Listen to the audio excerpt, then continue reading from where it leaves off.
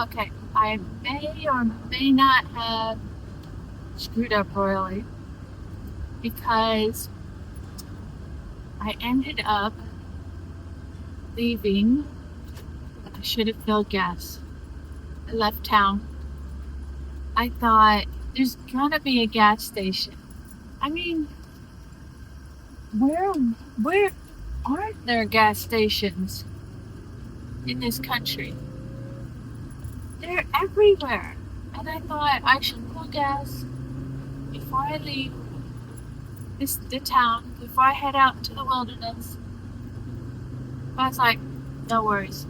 There'll be a gas station on the major highway, whatever. Yeah, there's not been a gas station. I looked on my GPS and the closest is 10 miles away. So I've rerouted, I'm headed there. My gas gauge is in the red. I just hope that there's enough gas once it hits red to go 10 miles. I don't know what possessed me. I am far smarter than this. When I travel alone, I don't let this happen. And I feel really, really foolish. We'll see if I get there. I made it! I am so relieved. Seriously, I don't need that kind of stress. So I don't know how many gallons the van takes, but, and this may be backwards in there because I have it turned around, but it says 19.576 gallons is what I just put in. Total price $76, which I don't know if gas is expensive here. It's like $3.89 or something like that. Anyway, I'm just so thankful to have gotten here. Never, ever, ever, ever again. Learn my lesson. Don't need that stress. You have reached your destination. Oh, okay. I think I see something. This is a driveway.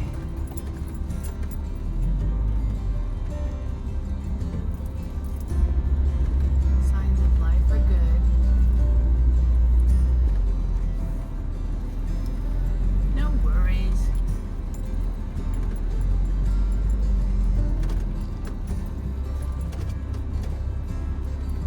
Thankfully, I made it to the ceremony grounds where the Sundance is being held.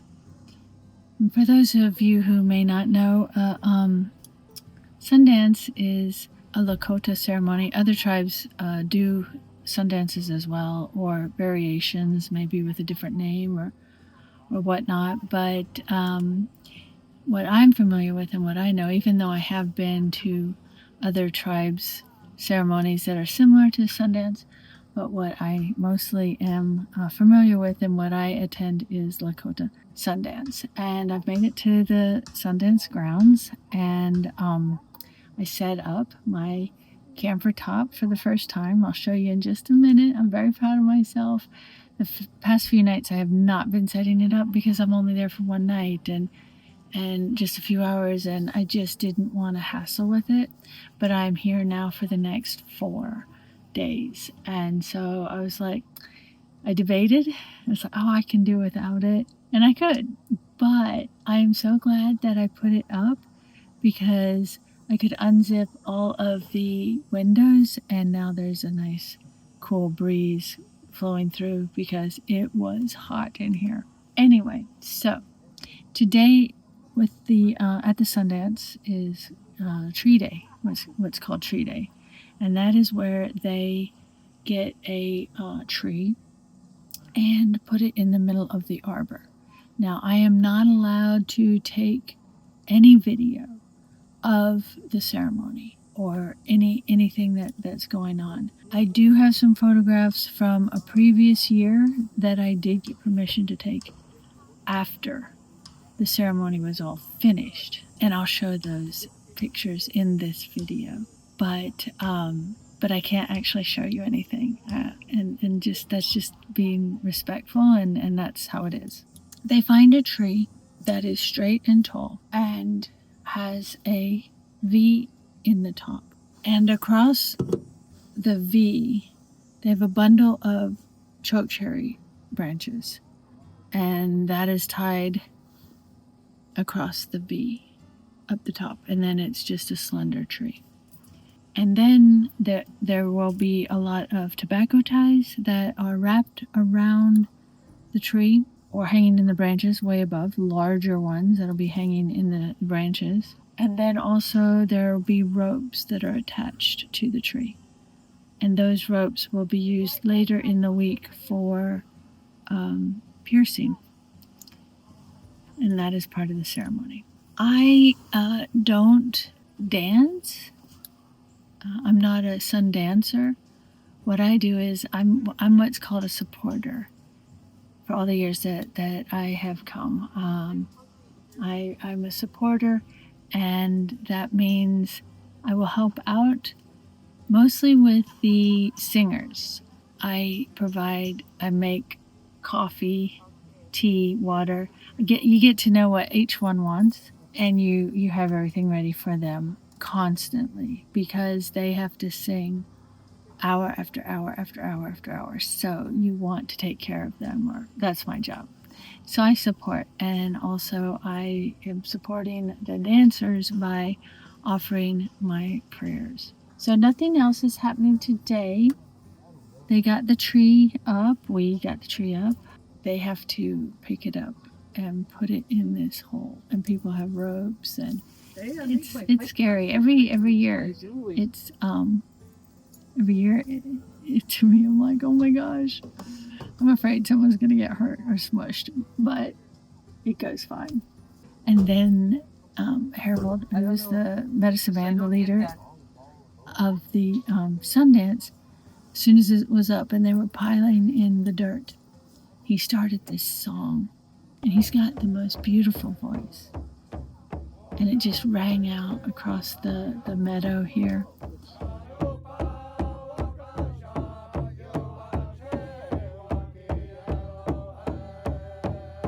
He just sang it, and I, of course, don't know what it means. I recognize some words. It's all in Lakota. And then when he was finished, then the singers around the drum sang a song. And it just, after all the adrenaline and the effort, the sheer effort, I mean, men and women straining to get this tree up. And then the song, it gives you goosebumps. It just, to me, the songs and the drum, it goes right into your bloodstream. It's beautiful. I love Lakota songs. This is the end of the tree day, and the dance starts tomorrow. The camp is quieting down pretty quickly this evening, and the dancers are starting to separate and just really kind of back away. They have their own separate little camps. The women have a camp and the men have a camp, and they can still interact with everybody and visit, but a lot of them are doing whatever they need to do to prepare mentally, spiritually, physically, emotionally for what's coming for the next 4 days. They'll be dancing in the arbor, and they won't eat or drink unless directed to do so by the medicine man. They won't interact with anyone. They will be in their separate camps, and the entire time they'll be praying. And they're praying for their health, they're praying for themselves, their family, the tribe, the nation, the world, all beings. So it's a 4-day long prayer. But it's not just a 4-day event. This is something that people prepare for an entire year. In fact, it's a 4-year commitment that you're supposed to make. So for 4 years, and you live a certain way all year long. And here's the thing, this Sundance used to be on the Rosebud Reservation in South Dakota. And the leader, Harold, moved it up here near the reservation up here. I don't know all the reasons why he moved it from Rosebud after years and years and years and years and years and years. Moved it up here. So it's a little different. It's a little different. I kind of nostalgically like it on Rosebud because that's my home area for these things. But talk about gorgeous, absolutely gorgeous up here. The birch trees, the forests, completely different from the prairie, completely different feel, but stunningly beautiful. I have zero cell coverage. So that's kind of nice. It's forcing me to just absolutely do zero work, because if I had cell coverage, I'd be tempted, very tempted, to check my work emails. It's going to be 4 days of completely disconnecting and just being out in the forest, being out in nature. Anyway, with that, I'm going to sign off and have a good night. Good morning. It is about 9 o'clock, 9 a.m., I think. Not sure. I don't have a watch. I've been up since 5 a.m. So we're in between rounds. The first opening round this morning was quite long, a couple hours. And this is where they go around the outside of the arbor and then come in the east. But anyway, so we're between rounds where they're resting, and I thought I would come back and have a little coffee and also give you a quick little update on the van and how it's going. So let me get the water on, and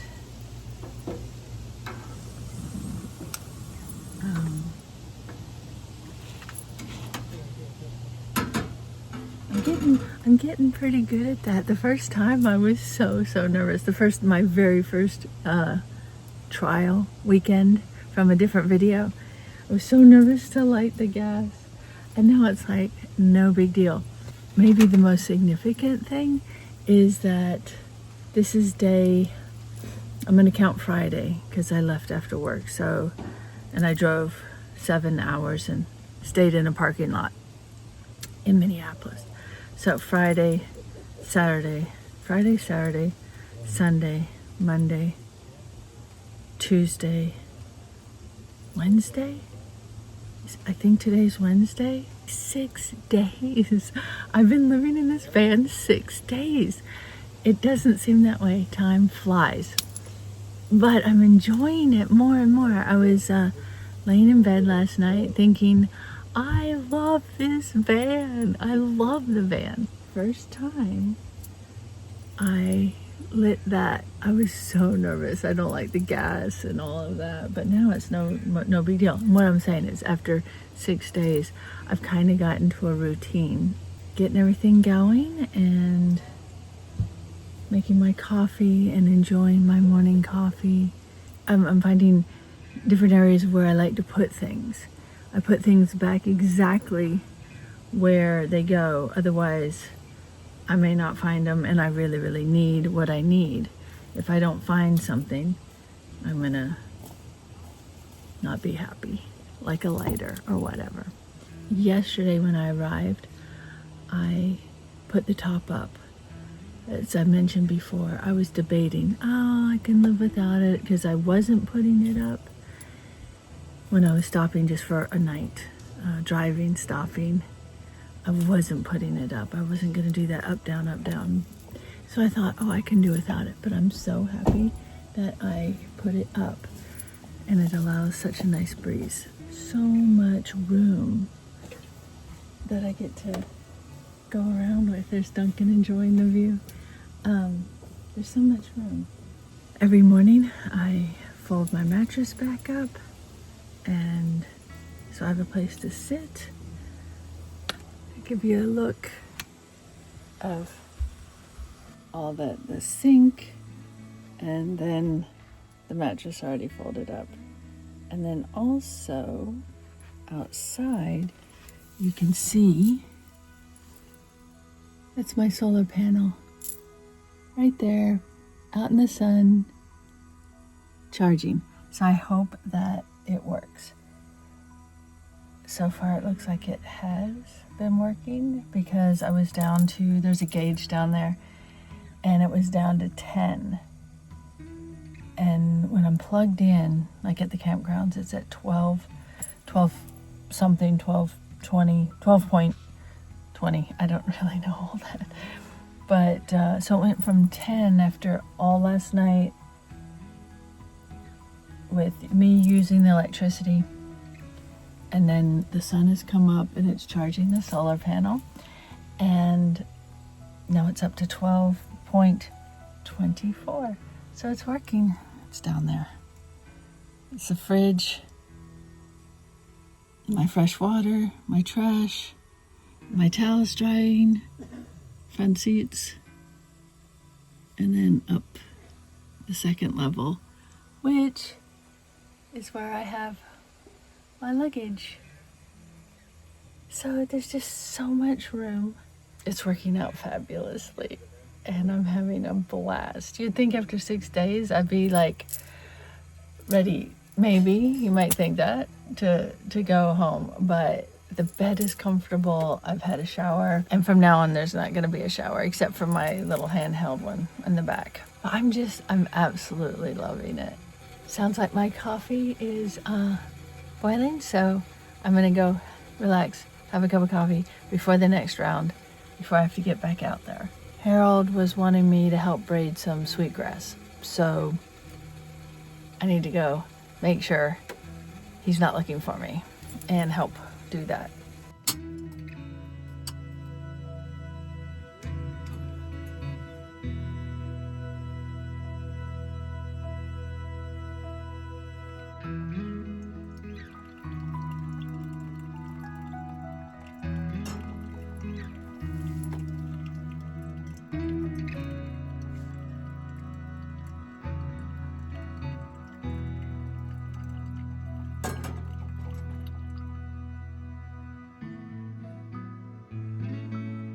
Great cup of coffee, but I gotta go and help Harold braid some sweetgrass. He's asked for some help, so I'm gonna go and do that instead of having a second cup. During times of a famine and a hard place, a young girl asked her people if there was something that she could do to help them. And so they prepared her and put her out into a field, a prairie field, to fast. And our stories tell us that sometime when the girl was sitting there, she noticed that there was a particular grass that none of the other animals ate. And our stories tell us that she fell into a deep sleep there in the prairie. Some say maybe it was because of the warmth of the sun. Other people say maybe she was just tired. But the little girl fell asleep in that space there in the prairie.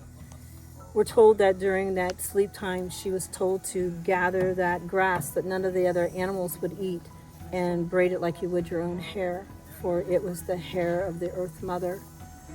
And that when you took that grass and you placed it with the energy of the sun, or the fire, then the fragrance of the grass would be so sweet that the ancient ones could not resist it, and they would come be near to you to help you with their way. I realize there's many different stories to sweetgrass, and that's just one of the ones that I've been taught, so I wanted to share that with you today. Today I'm going to do some sweetgrass braiding, and there's many ways to braid sweetgrass, and I think all ways are proper as long as you're putting some good intention into it as you're doing it. And I take a small bunch of the sweetgrass and braid it first, and use that to wrap around the top of the sweetgrass braid, and I use my toes to do that. So I just take a small bunch of sweetgrass and I even it up. I place it between my big toe and my second toe, and I hold it tight. Then I just do like you normally would for braiding. I divide it into 3 pieces, and I start the braid. So you can see I got a loose piece at both ends, and the braid is in the middle. Then I've already prepared a bundle of sweetgrass and evened up the ends and have just a nice amount in my hand. So I place it in my toes, leaving just enough on the end there so that I can wrap this around. I tuck the one piece at the tip of the braid just, and then I take the other end and I wrap it around the top of the braid. So that braid gives it a nice look at the top. Then I take the two ends and I work them into the braid. So I hold that into my toes. At the beginning of this braid, I'll be working in all these loose pieces. And while I'm braiding it, I try to put some good thought into it and knowing that this braid will be part of someone's bundle. When I get down to the end of the braid, if the one end is getting thinner than the other, then again, I just borrow. I borrow from one section to the next so that the braid continues to be as even as it can towards the end. And I wrap it around my finger, tuck the tail through the loop.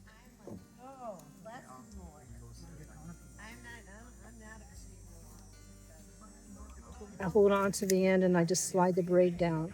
You don't want to have a bunch of frayed ends and your braid look messy. So I take all those sticky offers and all those little things that stick out, sticky outers, I call them, and I break them off with my fingernail. So I just snap them off.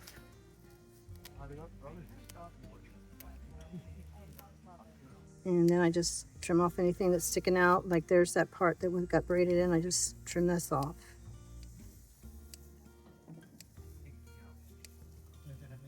And there it is. It has a nice little braid at the top and the braided itself. That is gorgeous. Yeah. Thanks for showing me how to do it. Yeah. She's shy. She's a little shy. You're so beautiful. Probably, I would say, the most important person in camp. And the reason why I say that is because Jackie here prepares all the food.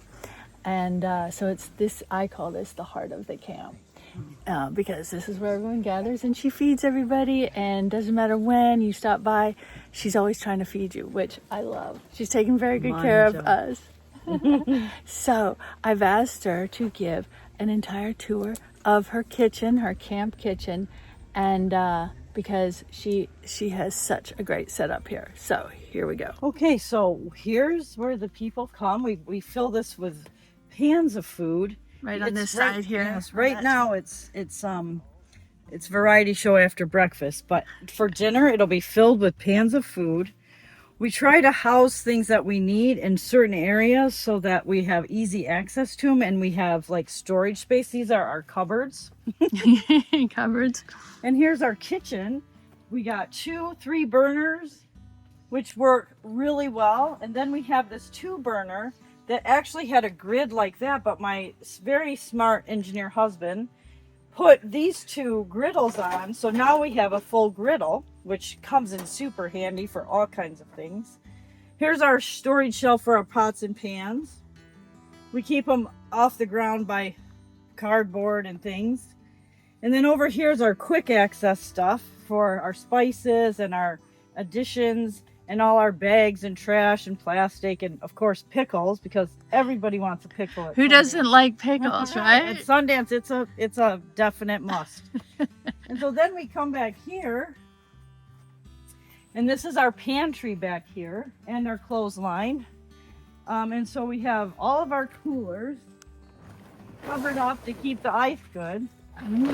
But we actually just got done organizing them, so we kind of organize them by meat, other frozens, dairy, vegetables, soups that are in pots, and produce, so we can kind of keep the produce cold so it doesn't go bad really fast. And then over here's all our dry stuff, where like we have breads and things, and coffee and potatoes, and keeps the critters out that they're in storage, because otherwise I think we'd have a team of raccoons and families of squirrels here. Right. And then people donate stuff, and so people actually brought in homemade like tomatoes and peppers, and then many people brought in, I'll show you the pretty basket, their own produce from their gardens. So We have several baskets full of produce. Oh, wow. Look at that Yeah. from their garden. Yes, we got a huge box of lovely. potatoes from the tribe up in the Sioux. They gifted us with a big box of There's potatoes. some mangoes there. That can't be from. This actually came from the other side of the world, but they sent it directly to us Wow. for the Sundance. I'm kidding. But we are honoring all nations of people for Omatakiasi. We are all related. And so that's our camp out. Let me show you one thing. I think it'll work. Stand right there. Hey Todd, how do you hook up the solar thing, Holmes? Homie, how do you hook this up? So we have this great solar panel, and so we put it out at nighttime, at daytime, and it heats up, and then at dark time, Deer Walker, our solar engineer, he Oh, so we can just turn on a light. twinkle So the lights lights. go on, and so there's light at night. That's so nice. Yeah, it's so perfect. So it heats up all day, gives us battery, and we're battery powered all night long. So explain how this works, because it doesn't. You didn't even know me at first, but I walk up and you're offering me food. So and no cost. You're not selling. No. So tell me why you're doing. Come in here a little bit, so you're out of the sun. Tell me why you're doing what you're doing, and why are you feeding everybody. Well, because I'm Italian and we love to cook in my family and feed people. It's where the love comes from. So the Cook Shack this year, our prayer over here at the Cook Shack goes into the food. And what we were hoping for is that internationally we're going to make all kinds of different dishes. And that prayer goes out for the whole world of people right now who we need to all come together. And so that's our prayer from the kitchen. But here's the other special thing. Walk around here and you'll see that this is Alice's Joy Shack. And you can get anything you want at Alice's Joy Shack or restaurant. And that's how we like to do. And the thing about this kitchen, that all the people who come in here to help, this is what I ask of them, that they meet everyone eyeball to eyeball and share heart energy, and they take care of whatever they want. If they want a PBJ with peach, we got it. If they want a turkey with mayo, we got it. Because every person that comes up here matters and is special, and all that energy goes into this dance, and that's the most important thing. And when everybody gathers, we're all connected, we're all happy together, we're all seen, we all belong, and we all feel that way. The most important thing, because it's a feeling of the heart. And if I can pull that off in just what I do here, and people receive it, because you have to have it received, we have done it. That is so beautiful. So you're not Lakota. No. So what brought you or drew you to come and be of service like this to this ceremony that's Lakota? You said you're Italian, but what drew you to participate and be of service to the dancers this way and the singers? And so I have a stepson who's Menominee, half Menominee, and we went to a powwow in Ann Arbor. I'd never been to one, I didn't know anything about it, and when the big drum sounded, I just sobbed. I fell on the floor. I couldn't stop crying. So I knew my heart was attached, but I didn't know why or what.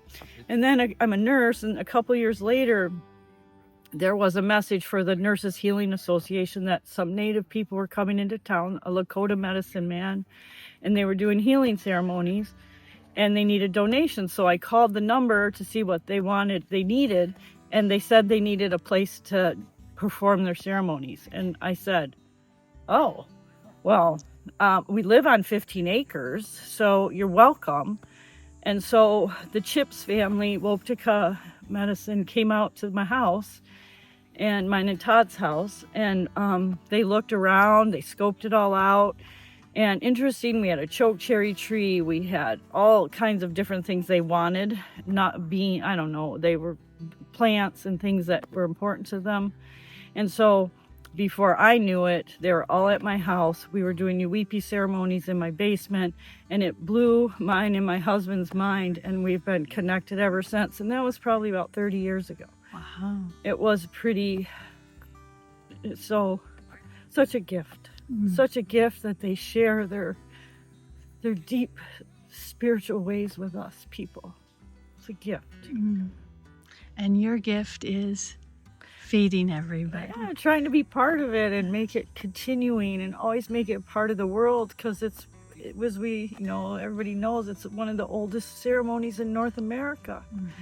We have to keep it alive through all this modern things and religious craziness. Well, thank you. Well, we're right in the middle of the Sundance, and there is so much more to share. Like and subscribe so you don't miss out on the next video as the adventure continues.